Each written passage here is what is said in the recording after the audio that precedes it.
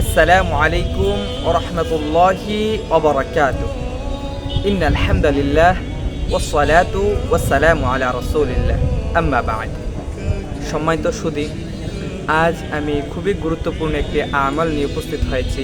তা হলো পবিত্র মাহে রমাদানের শেষ দশকের খুবই গুরুত্বপূর্ণ একটি আমল। তা হলো শবে কদর সম্পর্কে। এই শবে কদরে খুবই গুরুত্বপূর্ণ একটি আমল রয়েছে।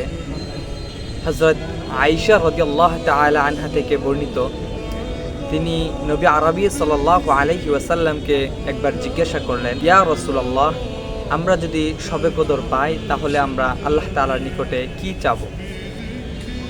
তখন নবী আরবি সাল্লাল্লাহু আলাইহি ওয়াসাল্লাম হযরত আয়েশা রাদিয়াল্লাহু তাআলা আনহাকে বলেন, মহান রব্বুল আলামিনের নিকটে শবে কদরে এই দোয়া বেশি বেশি পাঠ করবে।